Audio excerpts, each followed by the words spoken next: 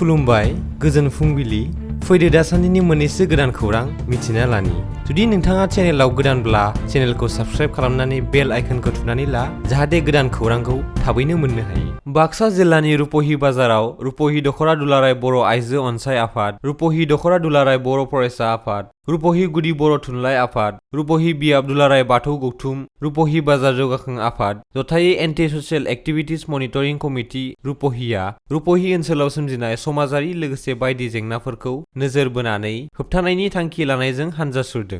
हाबाफारियाव बाहागो लानाय आइजोआ उन्दै बैसोआव हाबा खालामनाय, फेग्रा मुवा बाहायनाय, हाबा जानाय हिन्जावा सोरजोंबा खारलांनाय एबा हाबा जानाय हौवाया गुबुन हिन्जावखौ लानानै खारनाय, थिर खेला गेलेनाय, उन्दै बैसोआव गारि मटर सालायनाय बायदि जेंनाफोरा जाहाथे गोबाव सम सोलिबाय थाया बेनि थाखाय माखासे आफादफोरा ज' जानानै होबथानायनि थांखि लानानै सिगां फारसे आवगायबोदों होनना फोरमायदों। तामुलपुर जिल्लानि कुमारिकाटा खावली नाग्रिजुलि थांनाय लामाजों गोबां डाम्पार गारि खारबाय थानायाव ओनसोलनि रायजोफोरा गोबां जेंनाजों भुगिनांदों। दैमानिफ्राय गोबां बिबांनि अन्थाइ बाला दिखांनानै लाबोनाय डाम्पार गारिफोरा जायगा जायगा लामाफोरखौ गाज्रि खालामनायजों लोगोसे कालभार्ट बायदिखौबो गोदो होगासिनो दङ, जायनि थाखाय अभारलड लानानै डाम्पार गारि सालायनायफोरखौ बन्द' खालामनो सोमावसारदों। लोगोसेनो तामुलपुर जिल्ला खुंथाइ एबा तामुलपुर हाग्रा बिफानखौ बेनि सायाव गोख्रों लामा लानो दाबि दैखांदों ओनसोलनि थागिबिफ्रा।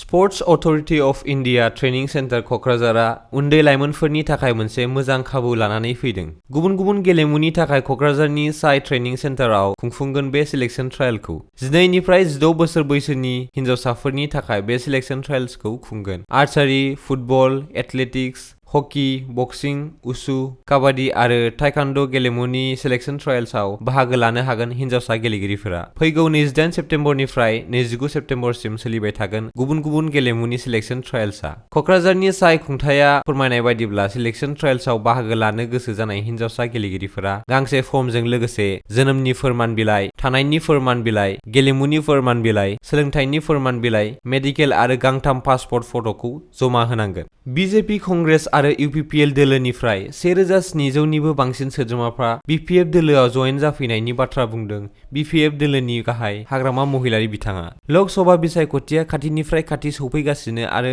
बे समाव हाग्रामा बिथाङा हर सान राजखान्थियारि गोब्राब खामानि मावनायखौ नुनो मोनगासिनो दङ। दाखालि टंलायाव बिपिएफ दोलोआ गोबां सुबुंफोरनि जगदान हाबाफारि लादोंमोन। उदालगुरिनि भेरगाव खालिमदुवार बियाबाव गुबुन गुबुन दोलोनिफ्राय बिपिएफ दोलोआव सोद्रोमा हाबफैनायखौ फोरमायदों हाग्रामा महिलारि बिथाङा खमैबो सा 1700 सोद्रोमाफ्रा बिपिएफ दोलोआव जगदान जाफैदों होनना फोरमायबावदों। गामिनि रायजो राजाफोरनो लामा खोना लानो अनसुंथाइ होदों आसाम आयेन आफादनि बुंथिगिरि बिस्वजित दैमारिया। थागिबि रायजो राजाफ्रा ज' जानानै लामा लुफुंनायाव बाहागो लानायखौ खौरां बिजोंनि गेजेरजों मिथिनो मोननाय जादों। थागिबि सासे सुबुंनि फोरमायनाय बादिब्ला गामिनि लामाया 1 किल'मिटारसो जानथायनि आरो डाम्पार गंबानि अन्थाइ अनसुंथाइ हरदों। लोगोसे गामियारिफोरानो एसे खांलायनानै लामाखौ लुफुंगासिनो दङ होनना फोरमायदों आरो बिस्वजित दैमारि बिथांनिसिम साबायखर जासिहरदों। खौराङा एसेनोसै, गोजोन्थों।